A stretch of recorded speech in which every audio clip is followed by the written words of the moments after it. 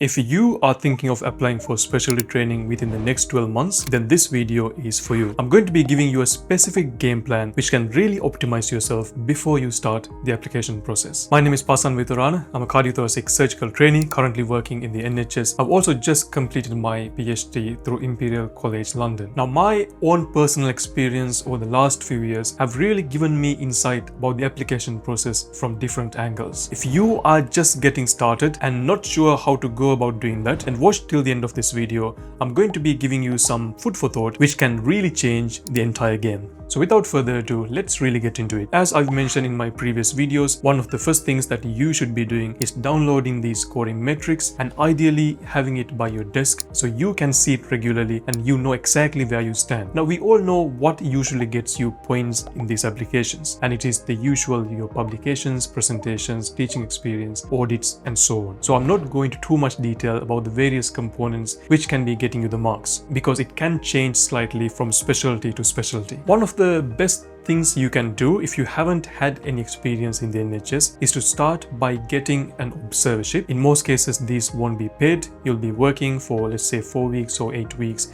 within a certain department. But the best thing about getting this experience is you will be very much closer to action. You'll come across people who have gone through the application process themselves, and you'll be best placed if you want to get experience doing audits and also publications. If you have started going through this process early and you've got about 12 months before you start your applications, then you are in a very good position. One of the first things which you should be thinking about starting with is the publications, for the very simple reasons they usually take time. And to go from starting until your paper is published, sometimes it can take from 6 months to a year. So keeping that in mind, if you do not have any publications, which for most specialties they need to be indexed on PubMed, if you don't have any PubMed index publications, then start thinking about that now. And as I mentioned previously, if you do get to work in the NHS, you can speak to people who are already working on any publications and see if there are any ways in which you can contribute. Now, the thing about publications is that you don't necessarily have to be in the NHS. There might be some people from your university or from your senior colleagues who can help you from this side of things as well. And keep in mind, you don't always have to join other people's publications. You can start doing one by yourself. And we'll talk about the best approach to doing this in one of the other videos.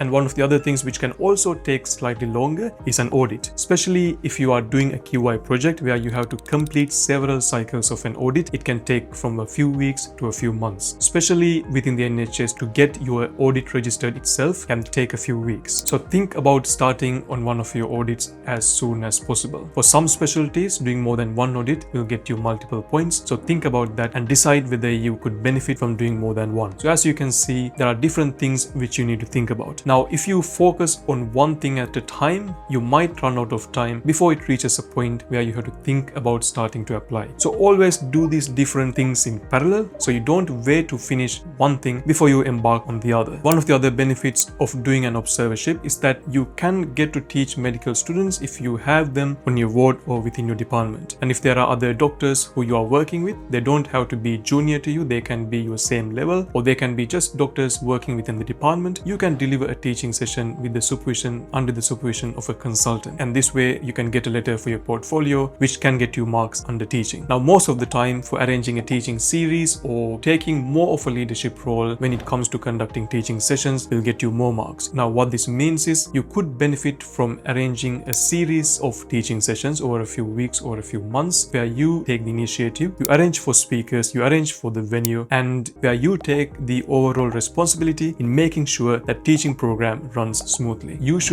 for most scoring metrics, that would get you the full marks for teaching. And as you can see, most of these things you can't do them in a few weeks. In most cases, it takes several weeks to complete them successfully, and in some cases it might take a few months. So always start early, so when it comes to the point where you apply, you will have all the evidence necessary to submit with your application. So this brings me to my next point. Now, one of the mistakes which people often make when they apply is not really putting putting in all the effort to writing the personal statement. Your personal statement can make a huge difference in your application. You might find that most people who are applying for these posts have similar experience and have similar achievements. So the personal statement which you write as part of your application can help people who select the candidates to decide who they should be selecting for the interview. If you haven't had any experience writing personal statements, then I highly recommend getting the help of someone, getting the help of some of your colleagues or your consultants who can really read it and give you some feedback on what it sounds like. It will really benefit you if you can show it to multiple people, find out what they think, and use that feedback to change your approach and to change your personal statement as needed. Also note that you can't use the same personal statement for various different applications. Well, technically you can, but it wouldn't sound good to the person who is reading it because each personal statement needs to be tailored for the job for which you're applying to. Make sure you know what is expected of you before you start going through the applications, so when it comes to the applications you're not surprised by what is needed of you. I hope that was helpful. If you do have any questions, then please do comment them in the comment section below, and if you want to be kept up to date with more videos like this and on medicine, research and innovation, then do like this video and subscribe to this channel. I will see you in the next one.